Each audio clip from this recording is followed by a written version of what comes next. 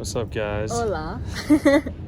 Definitely been a long day. We're actually doing the recap video of day 2, halfway through day 3, and we'll talk about everything that we went through all day today, but it's been a long day. So yesterday morning, we knew we needed to find a supermarket so we could just kind of have a lot less expensive food, but Yeah, more food. Food was going to end our trip about 3 months early. Yeah, so we found a supermarket and we had bread, lunch meat, cheese, and then we grabbed a jar of peanut butter and rice cakes. And their rice cakes were super thin, which we actually enjoyed more than the ones at home. And the peanut butter was 25% protein, so, you know. Yeah, and it was a completely different color. It was very light, and then it literally, if you ate it, you couldn't even talk for a few minutes because it was so thick. It's just crazy. But it's a lot more faint, I think, a taste of peanut butter. It was really good, though. I liked it. I don't like peanut butter. So anyways, we grabbed our groceries and then we headed down to La Latina. We took the metro there because we were meeting our tour guide for a free walking tour that the hostel gave us in downtown Madrid. And so we show up, we're kind of cutting it close because we just went to the grocery store, and so we're heading towards the square, which is La Plaza Mayor. Yeah, La Plaza Mayor. And so we actually asked this older gentleman who was a local, obviously, where La Plaza Mayor was, and he was kind of like laughing at us like we were idiots and was like, just go straight and it's to your right, you can't miss it. And we were thinking it was like a hotel or something. Well, when we came out of the subway, we didn't know where we were at, and so we were facing the wrong way, so we asked for directions. And apparently this is like the #1 tourist spot to stay. Like Airbnbs are all around there, like the nicest place to stay are right there because it's the center of Madrid. And so he was like, we were tourists asking for directions to like the #1 touristy spot, which he found very funny. And the fact that it is probably the most massive thing ever. It's a huge square. It's just blatantly obvious. You'll see the video. We took a video of it because after the free walking tour, we went back and kind of did our own recap of like our favorite spots. We didn't do the whole thing, but we took a couple videos of our favorite spots, and so we'll throw them in there. We'll throw them in at the end to kind of like give y'all a peek at what we got to see. Yeah. But after after the tour, we actually ran across this film crew, like a completely like professional film crew. They were filming a new movie for Spain, obviously, but it was cool, like how much equipment they had, and like they were just like in public, like telling people to move. They shut down this entire staircase just to like shoot a scene, which was pretty awesome. They told us to move and everything, but that was fun to see. And we made it to the tour just in time.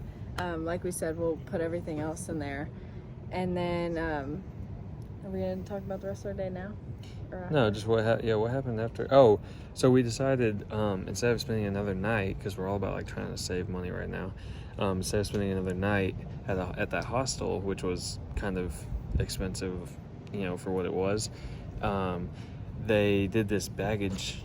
They could hold our luggage till midnight, and so what we did for a €5 charge. Well, we were like, he said he told us that if we left him a good review, that he would hold our bags for free because it's just putting it in a room, like you don't have to do anything.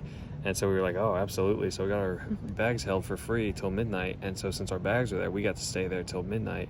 And we didn't want to pay for another night, so we scheduled an overnight train from Madrid to Barcelona, which is where we are now. And so we at thought 11 we thought we were going to be able to sleep on this train. Yeah, the plan was we could knock out 2 birds with 1 stone, buy a ticket, go see a new city, because we already got the tour of Madrid. Like, you can stay in a city and do a lot of stuff, but like we were ready to move on. It's kind of expensive, and I mean, it was dope. The tour covered everything we wanted to. Yeah, we saw everything we wanted to see for a good experience, and then we just want to see as much as we possibly can. Yeah, so we hopped on the bus here. It was like an 8-hour bus ride, and we slept for like 45 minutes of it. It was not comfortable. We're going on 4 or 5 days with maybe like 6 hours total of sleep. No, we're on day 3, and yeah, we're But tired. we didn't sleep the day before we flew here either. Yeah, so like 4 days with a combined probably one night's sleep, so like maybe 6-7 hours of sleep in 4 days. But it's like so many new things to see that we're like wide awake all the time. It's whenever we sit down that we're like completely tired and exhausted. But we'll do another video. Yeah, on as of right today's now, we're in Barcelona now, which is super exciting. It's been an adventure so far today, but we'll do a recap tonight and then post that video as well. And we got on the bus not knowing where we were going to stay in Barcelona, but just a little heads up, I guess we found a gym. We were just like, let's head to Barcelona. We had nothing planned after that, and it ended up working out quite well. So yeah, I'll see you tomorrow, but see y'all later. Bye.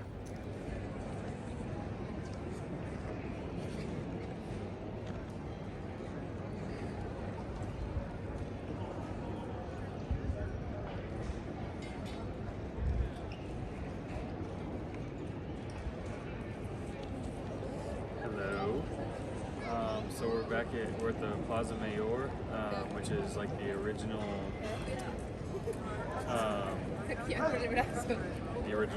So whenever Spain was conceived or whatever, this was like one of the highest points, and they just had a wall. This wall right here. This was like the royal area, and then the rest, like outside this wall, was just like a moat. It was all water and everything. And well, it went down to a hill and a moat down at the bottom, and so people would set up like markets and stuff outside the wall, so they didn't have to pay taxes from inside here. But gradually it morphed into like where all the commons people lived, and it was much more for the working class basically. They've actually rebuilt this wall 3 times. It burned down 3 times. They made it wood the first and second time, and then they made that building right there with stone. But they made because that's where the king liked to be, but the rest of it was still wood, and all that burned down again. So the third time they rebuilt it. They rebuilt it all with stone, which is how it is today. For the longest time, this right here, all this cobblestone and stuff, it was all sand. That's where they had bullfights and any like public executions. I mean, this was the spot to be for all like the social settings. The statue actually it's Felipe III. He had a statue. There's a huge park downtown, but it used to be just the royal park. Like they went hunting, they used dogs to chase all their animals, stuff like that. You know, that was their park. It's like the size of Manhattan Island. It's huge, and nobody was allowed to go in there except royalty until like somewhere in the 1900s, and it got taken and given as a public park. So now you can go over there and like it's popular to cycle in and stuff like that. But this statue actually was placed there for all the royalty to enjoy. But in the 19th century, the like Renaissance movement happened, and it was much more beautiful. They had trees here. They had all kinds of update fountains and everything. Just made it look pretty. And they brought this statue from the royal park to put in the middle of the square, you know, of Felipe III. And people thought for the longest time he was haunted, or like bad spirits possessed him because it smelled so bad. And what had happened was the mouth had been open at the royal park, and birds had been climbing inside of the statue, and like some of them were dying. You know, they'd be old, they go in there and they end up dying, and so there were like 200 birds in there. Well, in the middle of the Renaissance, you know, some anarchists decided it would be a good idea to put a bomb on the statue. You know, because throughout all of history, nobody likes statues, so they put a bomb on there, blew off the top of it, and that's when people realized that in the park it didn't smell bad because, one, not as many people were around, so they didn't notice, and two, it was under trees and stuff, so it was shaded. When they put it in the middle of the square, the sun's just beating down on it all the time. It's just boiling these, you know, it's deep frying these dead birds that had been there for however long, and just the stench was awful. And you could definitely smell it out here, but they figured out what it was. Now the horse has a closed mouth, but just an interesting story that, you know, people make funny decisions. I don't know why you would leave it open statue like that. Like that just is asking for something like that to happen. But hindsight's 2020. And so the painted stone building right behind us, in between the two towers, is where royalty would come, and they watched all the bullfights and everything like that happen. They actually, fun fact, Spain, before Madrid became the capital, a long time ago, like before they set one, it was like a nomad capital. Wherever the royal family was staying, you know, if they wanted to go to Barcelona for a week, it was the capital of Spain for a week, and then they would move to Seville, and that would be the capital, or like wherever they were at, even if it was just for like a day or two, that's where the capital of Spain was. So it was super confusing, and then they actually finally decided to settle it down. I don't know the exact date, but Madrid was the pick, which was surprising because it is a very poor town. Like in the big scheme of things, like Toledo is a lot bigger and wealthier. Same with Barcelona, and they chose Madrid. So interesting. This beautiful restaurant behind me is the longest continuous restaurant in the world, and we know that because they have records of them selling food ever since they opened, which was in 1725. So this restaurant has made it through, he said, this Civil War, all kinds of different things, that basically it's a miracle that it's still here, and it's right across the way from the square in downtown Madrid, and apparently it's really beautiful inside, so fingers crossed we get to go in and see it, but this is it. We just did we finished our free tour of Spain, or at least like of Madrid. He walked us through like a lot of like the history areas and stuff, and we're just gonna go back and like talk about our favorite ones. But this one was actually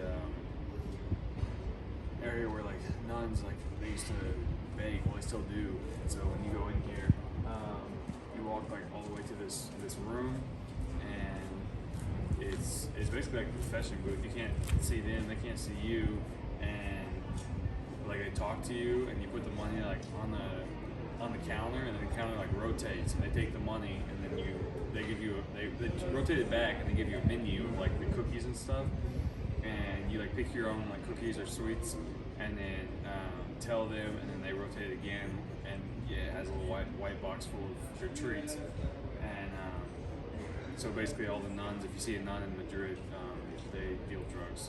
All right, just a quick edit about this mural right here. It's like describing, it has like all water at the bottom and then a rock, and it's kind of in the shape of a face with a metal hitting it and sparks flying out. And if you know Spanish, you know what those words mean. I don't know Spanish, so anyways, it's depicting whenever the Christians were fighting here, like taking over part of Spain. The palace here in Madrid, it has the moat, and then the bottom of it that they were like trying to climb up and everything, it's flintstone, and the Christians were hitting it with swords, obviously, so every time they would hit it, it would just create sparks, and from a distance it just looked like the entire wall was on fire, which I thought was pretty cool, so I threw it in here.